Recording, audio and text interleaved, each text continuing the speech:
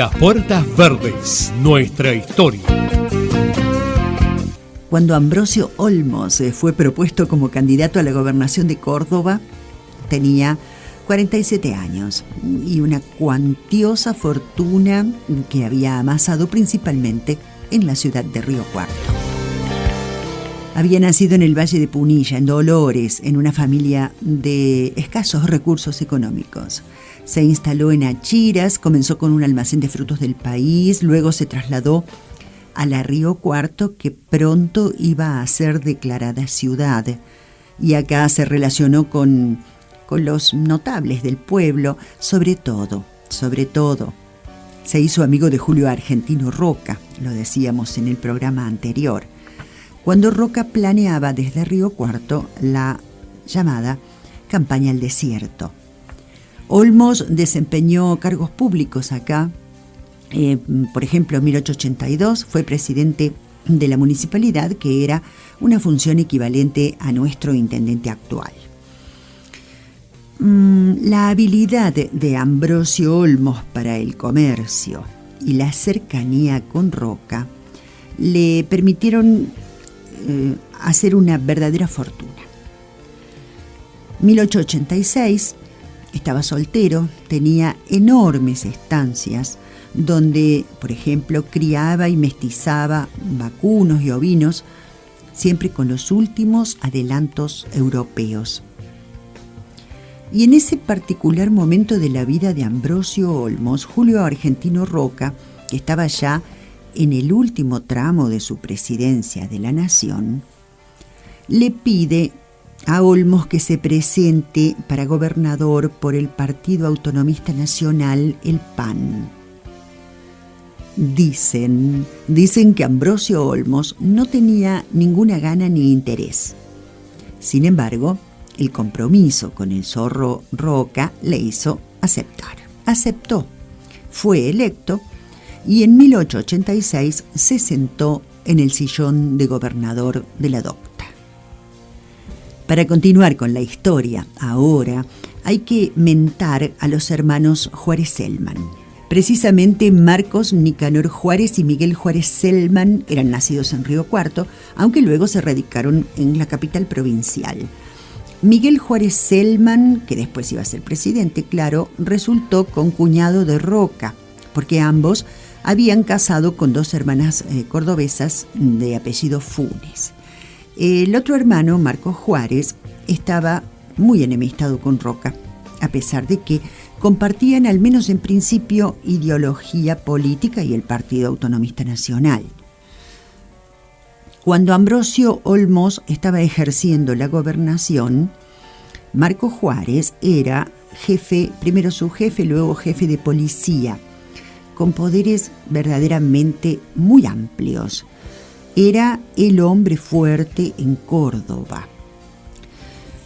Era el que fundó el club El Panal, una sociedad probablemente masónica, seguramente masónica, que ponía distancia con la religión católica y sus representantes, abogaba por un Estado laico y los miembros del Panal participaban en las decisiones más calientes de la ciudad cordobesa y aún de algunos lugares en la provincia.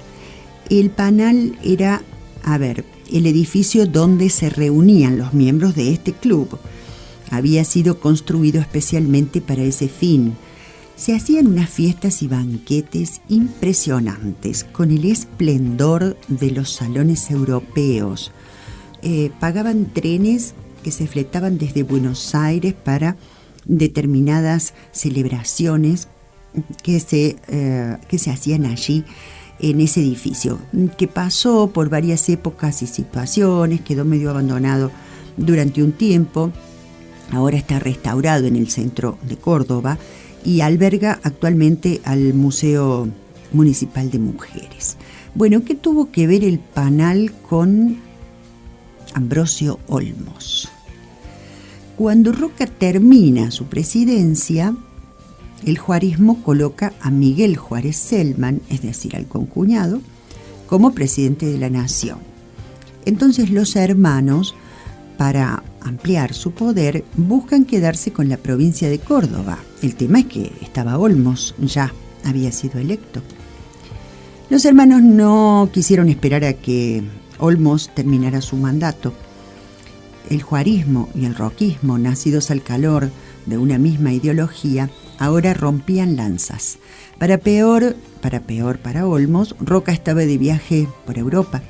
Y entonces, desde el Panal, con la conducción política de Marcos Juárez, el gobernador Olmos empieza a ser hostigado.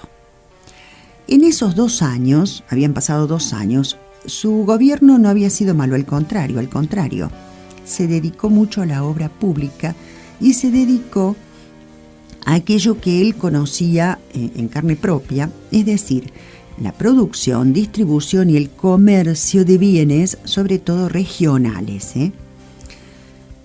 En un momento, la enemistad de Olmos con los hermanos Selman se puso tan espesa que Olmos, a lo mejor minimizando el poder de Marcos Juárez, intenta separarlo de su puesto de jefe policial.